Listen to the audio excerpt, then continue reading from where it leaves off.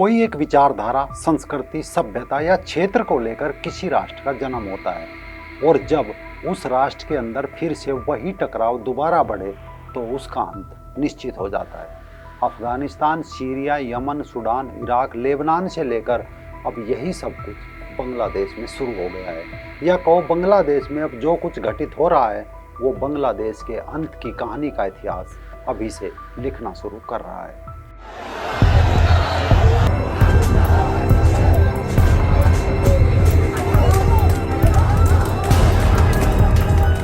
नमस्कार दोस्तों, मैं राजीव चौधरी।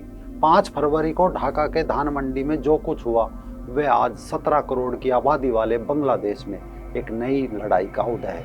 शेख हसीना के पिता शेख मुजफ्फर रहमान के ढाका स्थित घर धान मंडी 32 को ध्वस्त कर दिया गया। भीड़ ने पहले हथौड़ों और छड़ों से उस पर हमला किया, फिर उसमें आग लगा दी और अंत में बुलडोजर भी बुला लिया। इसके बाद शेख हसीना की पार्टी अवामी लीग के नेताओं के घरों में भी तोड़फोड़ की और शेख मुजीबुर रहमान के भित्ति चित्रों को भी विकृत कर दिया। इसके बाद खबर बनाई गई कि शेख हसीना के भाषण देने के अवसर पर बांग्लादेश के फांसीवादी विरोधी लोगों के खिलाफ भारत का ये एक युद्ध है। शेख हसीना का भाषण बांग्लादेश के लोगों के लिए खतरनाक हो सकता है, इस कारण ये सब हिंसा हुई।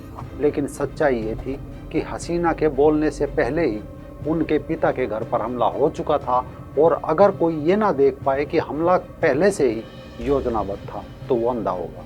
धान मंडी 32 के आसपास बड़े बड़े स्पीकर लगा दिए गए थे और सेना, पुलिस, यहाँ तक कि फायर ब्रिगेड का वहाँ से गायब हो जाना भी आसानी से समझा जा सकता है। मुल्लाओं का जमावड़ा हुआ, रात भर तोड़फोड़ जारी रही और तोड़फोड़ का ये उन्माद ढाका के अन्य स्थानों या कहो पूरे बांग्लादेश में अवामी लीग से के जुड़े नेताओं तक फैल गया। फिर इसके बाद अल्पसंख्यक समुदाय को लेकर, हिंदुओं को लेकर निशाना बना गया। सवाल बना कि इसके पीछे कौन है। दरअसल एक बांग्लादेश के अंदर कई बांग्लादेश जन्म ले चुके हैं और हर किसी का अपना एक अलग बांग्लादेश है।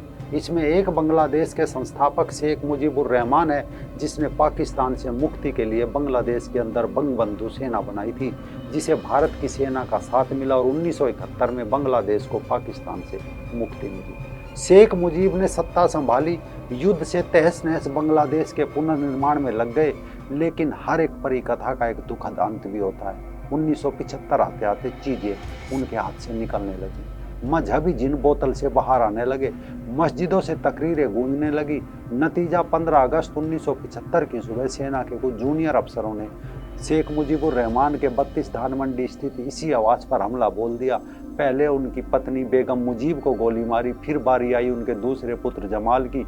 उनकी दोनों बहुओं को भी नहीं बख्शा गया, यहाँ तक कि उनके सबसे छोटे बेटे 10 साल के रसेल मुजीब को भी मौत के घाट उतार दिया गया। यानी शेख हसीना के पिता बंगबंधु शेख मुजीबुर रहमान की उनके परिवार के 18 सदस्यों के साथ क्रूरतापूर्वक हत्या कर दी गई। हत्या के बाद शेख हसीना ने अपनी बहनों के साथ भारत में शरण ले ली। शेख मुजीबुर रहमान की हत्या करने वाले हर साल 15 अगस्त को उनकी हत्या का जश्न मनाते हैं। आज बांग्लादेश में कई गुट है वैसे तो, लेकिन 2 गुट मुख्य है। एक वो जिन्होंने 70 के दशक में बांग्लादेश को लूटा, उनकी महिलाओं के साथ बलात्कार किया, और दूसरे वो जिन्होंने 1971 में पाकिस्तान से मुक्ति के लिए बहादुरी से बांग्लादेश की आज़ादी के लिए लड़ाई लड़ी। बांग्लादेश में फिलहाल पाकिस्तान के चेले चपाटे, बलात्कारियों और लुटेरों का शासन है और वो है जमाते इस्लामी, यानी एक इस्लामिक सोच का शासन। वही सोच जो अलकायदा की है, वही सोच जो तालिबान की है, वो सोच जो हिजबुल्लाह की है, वही सोच अब बांग्लादेश में पर्दे के पीछे से शासन और पर्दे के आगे लूटपाट कर रही है। आज आप जमाते इस्लामी का इतिहास भी समझ लीजिए, इससे पता चल जाएगा कि आगे बांग्लादेश का भविष्य कैसा होगा। बांग्लादेश की जमाते इस्लामी का उदय वैसे तो भारत से जुड़ा हुआ है, लेकिन भारत और पाकिस्तान के बंटवारे के बाद, इसके बाद पाकिस्तान और बांग्लादेश के बीच बंटवारे की वजह से बांग्लादेश में इसकी एक अलग शाखा हो गई जो बनी जमात इस्लामी बांग्लादेश। पिछले 1 दशक से बांग्लादेश में जमात इस्लामी मोटे तौर पर खामोश रही थी, क्योंकि मौजूदा प्रधानमंत्री शेख हसीना की अगुवाई वाली सत्ताधारी अवामी लीग ने उसके ऊपर प्रतिबंध लगा रखे थे। फिर भी हाल ही में जमात इस्लामी एक बार फिर बांग्लादेश के राजनीतिक मोर्चे पर नजर आने लगी थी, जब उसने थोड़े समय पहले ढाका में एक विशाल रैली आयोजित की थी। जमात इस्लामी की गतिविधियों पर सख्त पाबंदी के बाद अगर उसने ढाका में अपनी ताकत खुलकर दिखाई थी तो इसके पीछे कई कारण रहे थे। उसे पाकिस्तान के मदरसों से पूरा फंड और सहयोग मिल रहा था। दरअसल 1971 में भी जमात इस्लामी ने पाकिस्तानी फौज के साथ सांठगांठ कर ली थी।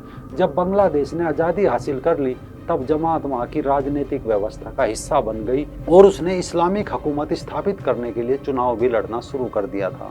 हालांकि शुरुआत में जमात को कामयाबी नहीं मिली, मगर जमात इस्लामी ने देश की दोनों बड़ी पार्टियां मौजूदा सत्ताधारी अवामी लीग के साथ 1986, 1995 से लेकर 1996 और देश के मुख्य विपक्षी दल बांग्लादेश नेशनलिस्ट पार्टी के साथ मिलकर काम किया।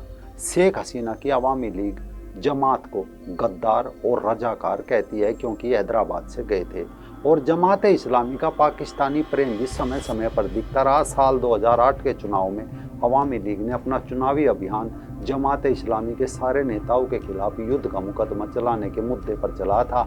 इन सभी नेताओं पर 1971 के बांग्लादेश स्वतंत्रता संग्राम में पाकिस्तानी फौज से गठजोड़ करने के इल्जाम थे।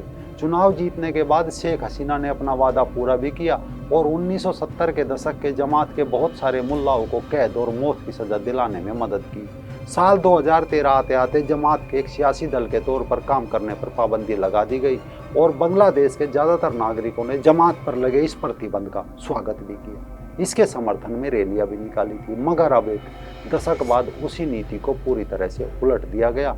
इस पर बांग्लादेश ही नहीं पूरी दुनिया में लोग हैरानी जता रहे हैं। दरअसल भारत के पड़ोसी मुल्कों में बांग्लादेश एक अकेला ऐसा मुल्क था जहाँ की अर्थव्यवस्था अभी तक पटरी पर थी, लेकिन अब महंगाई ने घरों में 2 वक्त की रोटी जुटाना मुश्किल बना दिया है। भूखमरी बढ़ रही है, कामकाज ठप हो रहे हैं। पिछले 14 सालों में मुद्रास्फीति का दूसरा सबसे ऊंचा स्तर है। अंडे और चीनी जैसी दैनिक जरूरतें कई लोगों की पहुंच से बाहर हो चुकी है।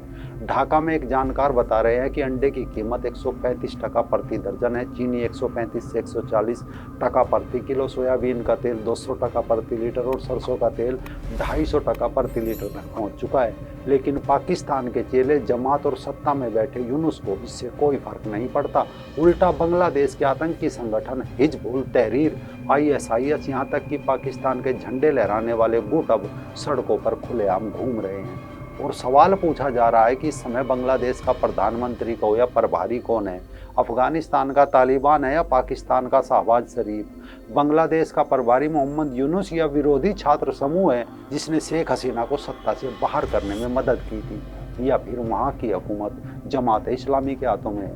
कोई भी हो, फिलहाल बांग्लादेश अपनी बर्बादी की ओर बढ़ चला है, क्योंकि जिन जिन मुस्लिम देशों में मदरसा छाप सत्ता पर हावी हुए, ये जिन बोतल से बाहर निकले, वो देश आज खंडहर बने हुए हैं। इसमें कोई शक नहीं कि आने वाला बर्बाद मुल्क बांग्लादेश होगा, जहां इस समय जमात के मदरसा छाप सड़कों पर खुलेआम मजहबी तांडव मचा रहे हैं। आने वाले दिनों में बांग्लादेश भी शायद Afghanistan, Syria, Yemen, Sudan, Iraq की तरह मजहब की भट्टी में जलकर राख हो जाएगा।